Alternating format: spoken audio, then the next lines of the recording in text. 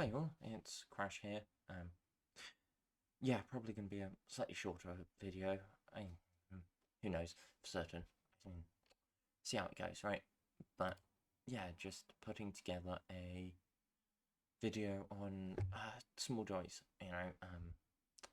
Yeah, because it's definitely true that they can help, right? They can help keep you moving and focused and energized, which is definitely helpful. They can help you see the light at the end of the tunnel, per se. And unfortunately, there is a level of risk to it. You know, it is worth looking for them. It's just, you do need a level of caution, unfortunately. So, you know, true, some small joys from healthy sources, help you recognize safety and feel safe where you are safe, and help you process stress and complete stress response cycles, which is important, and is an important part of healing. So it's can be very important, and of course, it very much helps you keep believing that it's worth, that the fight is still worth having, that you know life is still worth living, and that it's still worth pushing forwards and keeping pushing, you know, um, which is sometimes much easier said than, believed. And joys, finding things that you enjoy helps with that quite a lot. So, yeah, um, small joys are important and useful. It's just not always that easy to find them. And, it can be very simple things, right? And a nice drink, you know, sun on your face potentially, or laughing at a friend's joke. These can all count, as well as plenty of other things, And but yeah, you do also have to unfortunately consider the risk profile here. So there is an important. You do have to consider why something is bringing you joy, right? And because as much as yes, this thing is the primary tool used effectively, right? The metaphorical carrot is a useful component that is used. Not always, and by not it's not an always thing, and it's not a every time thing, but it can be important. So it is unfortunately important to look at the things that bring you joy, right? And rather than just accept them, which, maybe if you're in a healthier place, right, you can just accept things that bring you joy. Maybe, yeah, depending on what you've gone through, right, it can be incredibly important to double check why something is bringing you joy, right? Is this something that is bringing you joy because it is actually a good thing, right? Is this a healthy thing that indulging in essentially is good for you, right? Or at least is not going to cause any harm, and is bringing you joy, in which case, brilliant, right? Uh, there's also seriously the question of, does this thing bring joy because it's acting as a, positive reinforcement essentially for desired behaviors. So, it's perfectly possible that some part of you finds joy in, posting about, posting maybe you take photographs. Okay, cool, yeah, right. But posting them online, especially in ways where your location can be identified, might also bring you joy. And while, that might not sound that, and so, that's then suddenly you're introducing a risk factor there because you're making your location more, you're making yourself more findable, and you're potentially linking your face to an online account, which makes you easier to find again if you're on the way out, which is obviously a risk factor. So, even if it brings you, that's a potential example. But yeah, so there's a level of unfortunate reality that you do have to, you can't just go, hey, this thing brings me joy, right? You have to go, hey, this thing is actually safe. And then, okay, now I know it's safe, does it bring me joy, right? But the first thing you have to do, unfortunately, is double check if the thing you're doing is safe.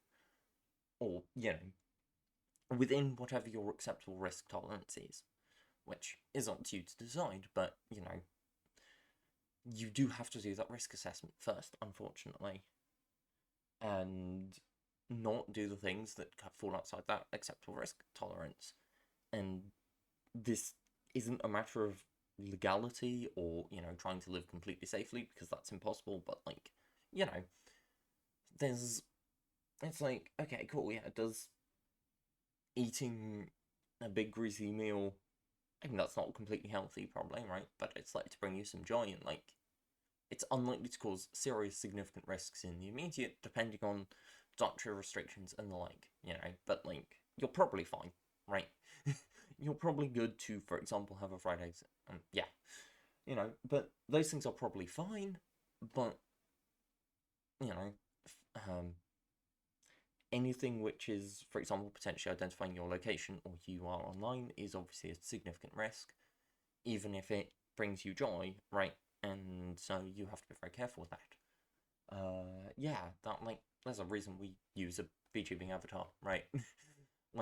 Yeah, it's not perfect in its current form. We do need to figure out a proper face tracking again at some point, but, yeah,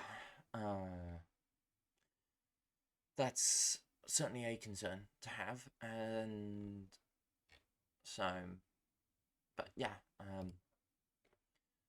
there's things to think about and risk assessments to be had, but it is absolutely worth, if and when you can, finding those small joys and indulging in them. And yeah, it's easier said than done, absolutely, right?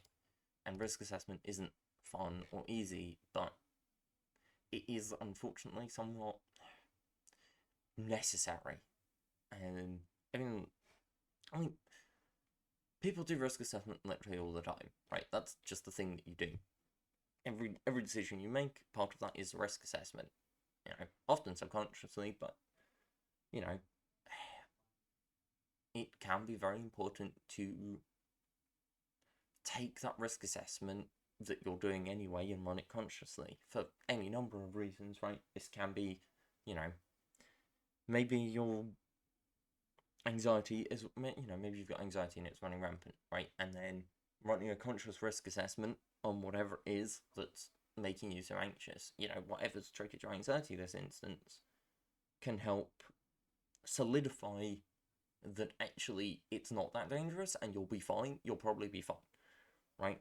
It can also help override, maybe your risk assessment isn't flagging risks, right? It doesn't see a thing as a risk. Your subconscious risk assessment is either being, deliberately broken to not flag something as a risk, or simply just isn't capable of understanding the risk because the risk is far too complicated for that level of subconscious to properly comprehend. So you need to consciously run it, right? So a conscious risk assessment can be incredibly important, and arguably is a thing that should be done on pretty much any change that's any significant changes, obviously, but also, unfortunately, a lot of the small things do, especially early on, right, when you're still recalibrating things. But even later, right, whenever it's something new, it's probably important to run that conscious risk assessment. And yeah, that sucks, right? But it does mean that, but part of that conscious risk assessment, right, is it worth the risk, is figuring out how much joy is this going to bring me, right? Or at least, is it going to bring me joy? Because then, there's a level of risk that you're going to have to accept anyway, and sometimes it's worth accepting a level of risk for the purposes of, bringing some joy into your life, because, there's a certain point where like, joy isn't strictly a necessity or anything like that, but like, it's hard to believe that it continues to be worth living if you don't ever do joy, right? It's like possible theoretically, but like, you know, difficult.